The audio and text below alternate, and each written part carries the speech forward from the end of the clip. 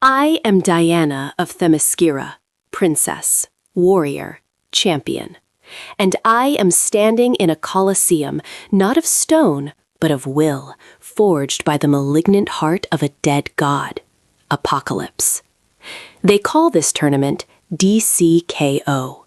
They say we fight to become a King Omega, powerful enough to challenge Darkseid. But as I face my opponent, I understand the truer test. How much of our own souls will we sacrifice to win? The air crackles with artificial crowd noise. An announcer's voice, slick and hollow, booms. From the farthest, darkest reaches of space, the main man, Lobo. He swaggers into the ring, a mountain of scar tissue and arrogance atop an interstellar motorcycle. "The main man don't lose," he growls, his voice like grinding gravel. He just runs out of victims. A crude philosophy, perfectly tailored to a brute. My introduction follows. Hailing from the hidden island of Themyscira, Wonder Woman. Titles. They are just noise.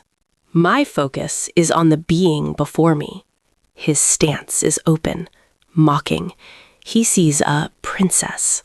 He will learn. The announcer states the bleak rules. Best 2 out of 3. No rules. The only way out is to fight. Lobo grins, a cracked, yellowed thing. "Hook her up, Buttercup, 'cause I'm gonna put your insides on your outsides." The fight begins not with strategy, but with an exchange of brutality. He aims low, I strike high. A gut punch from me rocks him. He retaliates not with skill, but with vulgar dominance, grabbing my hair, pounding my face with his fist.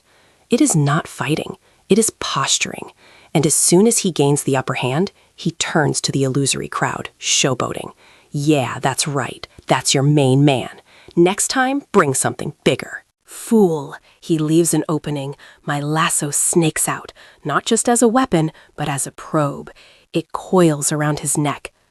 "My lasso is supposed to make you tell the truth," I say, the divine light of it flaring. "But I cannot lie. You are the worst." The feedback is immediate and nauseating, a psychic sewer of violence, hedonism, and a profound cosmic nihilism floods back through the bond. He laughs, reveling in the pollution. "I'm the fraggin' worst, ear worse than a Kryptonian suppository." In that instant of distraction, his pride weaponized, he strikes. A single, devastating blow I did not see coming. The world explodes in white light, then blackness. Round 1 to Lobo.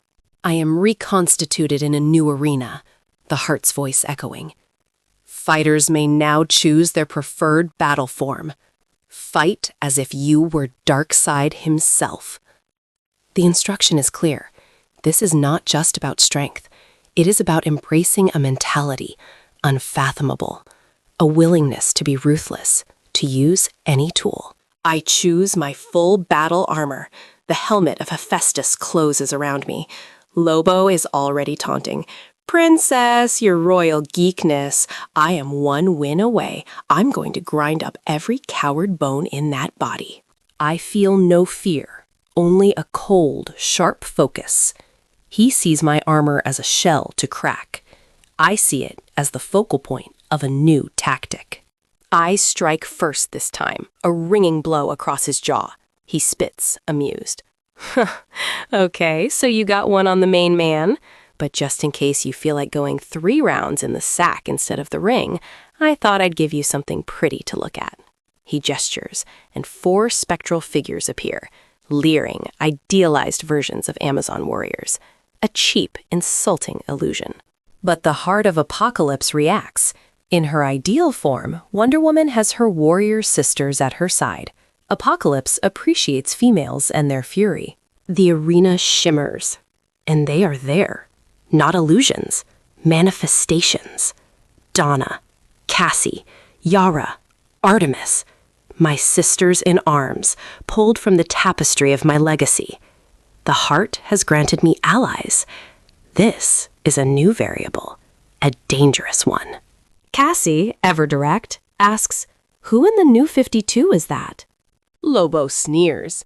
Your man's never needed no army to fight. I only ever needed one. I meet his gaze. This armor has withstood gods and titans, Lobo. It will not yield to a drunkard and eyeliner. We attack as one, a coordinated symphony of violence. He is strong, impossibly so, and his healing factor is a constant, gruesome spectacle. Yara Floor, fierce and brilliant, severs his arm and proceeds to beat him with it. He howls, more in annoyance than pain. Hold on a minute. What happened to my arm? Have any of you guys seen my arm? He reconstitutes, always with a vile quip. Take it easy, girls. There's enough of me to go around. He fights with a bored, lethal nonchalance. Do you call this a fight? I've had harder Saturday nights in a Dysanian cat house. He dismantles them one by one, a testament to his raw, ugly power. He corners Donna. How about it, doll? Give me a kiss. I'll make it easy on you. Do not get any closer to me, she warns. That is my cue. I intercept, a whirlwind of shield and sword, drawing his fury onto myself. It is the opening my sisters need. Together, we unleash a final concentrated assault. It takes all of us, all our combined might. And in the moment of his distraction, I do not use a sword. I commandeer his own idling motorcycle, a symbol of his rampant ego, and ride it straight at him, my tiara blade extended. The blade cleaves him in two. Round 2 to Wonder Woman. The heart speaks again. To test the full power of two evenly matched immortals, this round will be a series of classic contests. The absurdity is profound. A galactic slap fight, a leg-kicking contest, chess boxing where a checkmate grants a window for unarmed combat. Lobo chews through my shoulder strap in a bout of car-jitsu. It is bizarre, undignified, and a clear manipulation by the heart to erode our spirits, to reduce us to brawling spectacles. Through it all, I feel a new, profound awareness. We are being watched. Not by the heart, by something older. A pressure at the edge of this reality.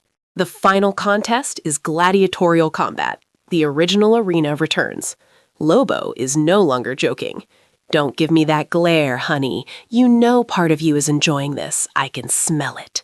He vanishes and returns with a cannon of ridiculous proportions, unleashing a hail of molten fire. You're just fragging standing in the way of me winning this whole thing. The main man is about to be King Omega, and I'll be wearing your skull as a crown. My bracers are a storm of deflected energy, he rages. You are really starting to piss me off. Just die already. I do not die. I move. Using the smoke and his own fury as a veil, I chain him with lengths of unbreakable metal, hooking them into his flesh, using his immense strength against him to entangle him further. He finally stills, not with exhaustion, but with a terrifying, quiet certainty. Admit it.